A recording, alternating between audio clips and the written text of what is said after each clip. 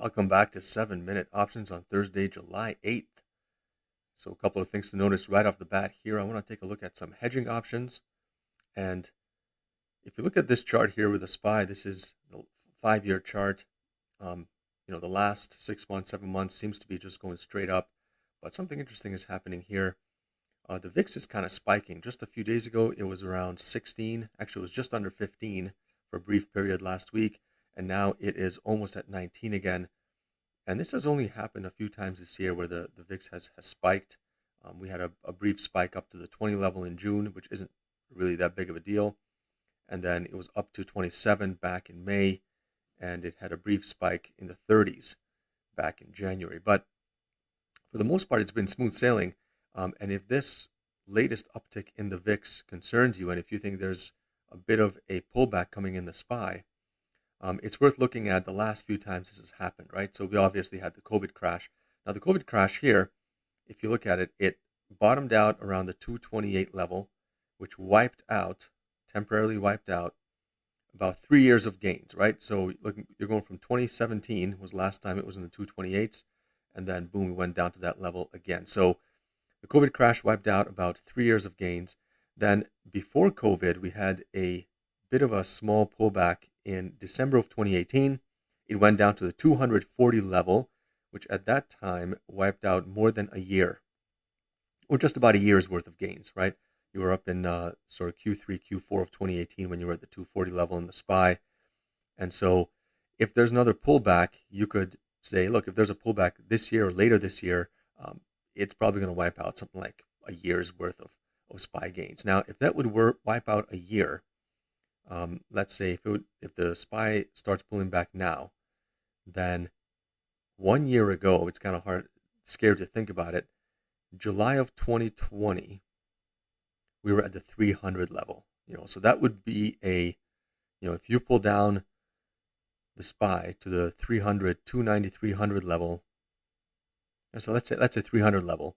That would be a 130 point drop out of the 430 level SPY. So you're looking at something like a 25% drop in the SPY, which it would be quite extreme. Again, you would need a large catalyst for that to happen, but maybe a 10 to 15% pullback is kind of expected, or wouldn't really shock anybody. If that's something you're concerned about, there's a couple of different ways to play it. So let's take a look at how that can be played. So I'm going to open up Tastyworks here. Where the heck are we? There we go. Yeah.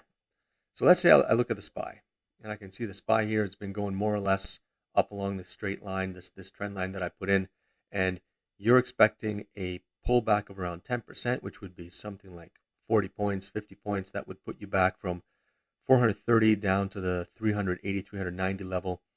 So let's say we want to look at protecting ourselves or hedging against a pullback down to the 390 level. So if I think it's going to pull back down to 390 by the end of October, that's 99 days away, sort of mid-October, the October expiration, then what I can do is I can buy the 410 put, sell the 400 put, right?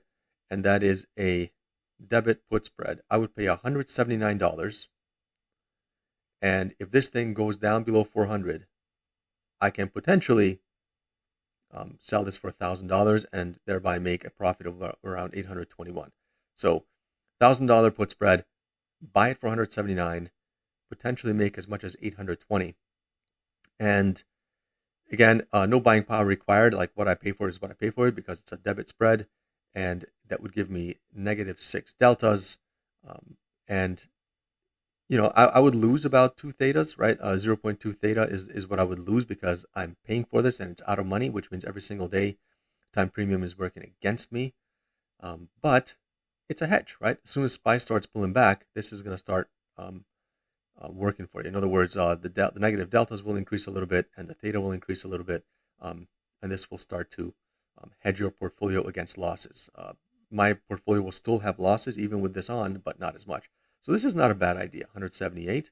I might look at that. Another option is just to buy the VIX. So let's say if we buy the VIX, and you expect the VIX to spike up to about 30 or 40. Right now, let's say you want to go out to October. Yeah, if I think the VIX is going to go up to, say, 25, that would cost me $360. Go up to 30, it would cost me $260. So you're better off buying a spread there. So let's say you want to buy the 25-30 spread in the VIX, it will cost you $90. The VIX crashes, sorry, if the SPY crashes and the VIX consequently crashes to the upside and you go past 30, then yeah, this would cash out for 500 and you only paid $90. So there's your max profit of 410. And again, it gives you -3 SPY weighted delta. So like the cost is very similar, and the profit payout and the effect on your portfolio is very, very similar to just buying that call spread in the SPY. So cost benefit is the same, right? You pay 190, make 410, or you spend 180 and you make 820. So this here is a very similar position to that SPY put spread that we looked at a few minutes ago.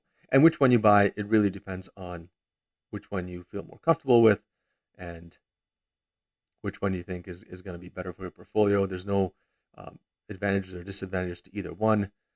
But anyway, that's one way to play it. Another way to play it is just to buy a put in the SPY. The problem with buying just a put in the SPY is if I want to buy just a put in October, it's bloody expensive, right? You want to buy the 400 put. That's going to cost you like $700. Yeah, you got a ton of negative deltas for it. That would completely instantly balance my portfolio. But it's $743, which is quite a bit. And again, if it crashes to 390, I still only make $1,000. So really the only way this would pay off is if this thing would crash way, way, way below 390. If this crashes down to 350, 300 level, and if that's what you think is going to happen, maybe you're better off buying this kind of a spread. If you're more into the lottery ticket type payouts, you could buy something like the 490, 390 broken wing butterfly, where right now you got this thing here where you got $1,000 to the upside, let's say 500 to the downside, and yeah, and then you could say do that, and this doesn't matter how far this crashes down, you got no losses to the downside. Take a look at the quick curve here. So that's what the broken wing butterfly would look like. You can see that's where we are now. So right now, if it doesn't crash, you would lose the $83 you pay for it.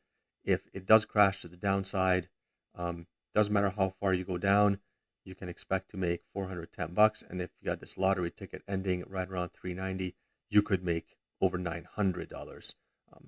So that's the broken wing butterfly type thing. Again, the challenge with this is you're not going to see the full value come in until very close to expiration.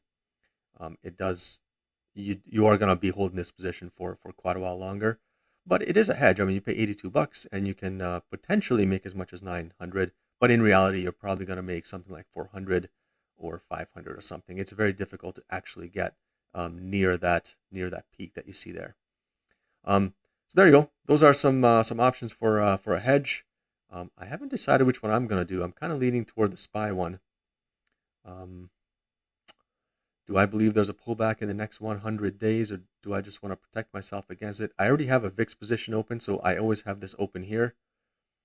Where's my VIX position? There it is. I usually go and buy the 20 delta 30 days out, and I always have that position on. It usually costs me around $70, $80, and I buy that every month.